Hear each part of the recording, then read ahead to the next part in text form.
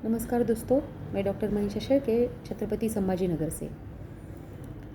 तो दोस्तों, नवरात्रि की आप सभी को बहुत बहुत बधाइयाँ हो, सबको हार्दिक शुभकामनाएं। तो आज हम देखेंगे नवरात्रि का आध्यात्मिक रहस्य।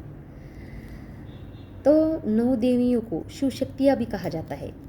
तो क्योंकि इन शक्तियों का जब हम आह्वान करते हैं तो एक रियल मीनिंग है कि उन जैसी गुण शक्तियाँ हमारे अंदर भी आ जाए। और उसमें उपवास का विशेष महत्व है। तो उपवास का रियल मीनिंग क्या है? उपवास अर्थात शुद्ध मन से ऊपर प्रभु के साथ वास करना, अर्थात मन बुद्धि को उस पर टिकाना। अब प्रभु, भगवान, ईश्वर, गॉड, खुदा,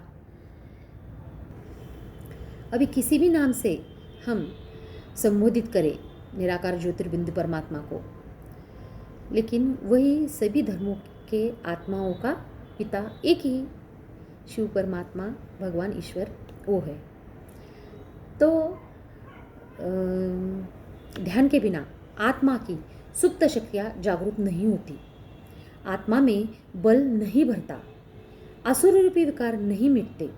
अतः शिव के ध्यान से ही इन शक्तियों का जीवन में आह्वान हो सकता है। इसीलिए इन्हें शिव शक्तियाँ भी कहा जाता है।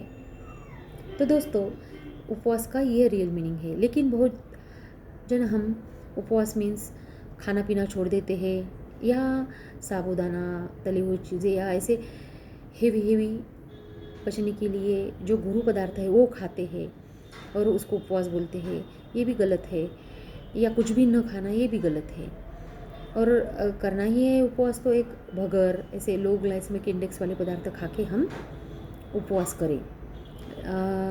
रियल मीनिंग आयुर्वेद के हिसाब से भी हमको लंघन देना है, पेट को आराम देना है, क्योंकि जाठराग्नि जो हम जो खाते हैं उसको पचाता है, उसकी शक्ति कम हो जाती है। इसीलिए वो अच्छा हो जाए, इसीलिए हम लंघन भी देते हैं। तो सही राय से, डॉक्टर की राय से हम उपवास कर सकते हैं। तो 9 दिन देवियों के भिन्न भिन्न रूपों का हम आह्वान करते हैं। इन्हें शिव शक्ति भी कहा जाता है। यह है देवियाँ, लेकिन अस्त्र शस्त्र धारण किए हुए असुरों का वध करते हुए हिंसक रूप में दिखाई जाती है। तो यह भला है कौन? जो देवियाँ अर्थात देने वाली है, फिर वध या हिंसा करती है क्यों? इस तरह के कई प्रश्न यदि आपके मन में चलते हैं तो आप बधाई के पात्र हो, क्योंकि यही आपको नवरात्रि के वास्तविक अर्थ तक ले जाएंगे। देवी का आह्वान बाहर नहीं, अपने अंदर करना है, क्योंकि यही वे सूक्ष्म शक्तियाँ हैं जिनको इन 9 दिनों में स्वयं में हमें धारण करना है। नवरात्रि में देवियों का आह्वान कहीं ऊपर से नहीं, बल्कि अपने अंदर से ही करना है, क्योंकि खुद के सत्य परिचय को भूलने के कारण यह दिव्य शक्तियाँ हमारे अंदर सुप्त है, वो कम हो गई है।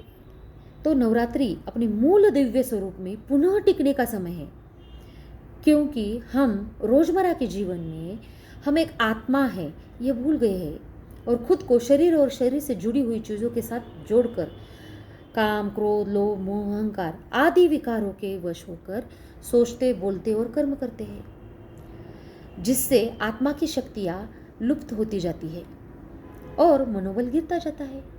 अतः नवरात्रि में सात्विक अन्न और सात्विक मन द्वारा सुप्त शक्तियों को जागृत करना, अर्थात इन अष्टदेवियों को आह्वान करना है। धन्यवाद।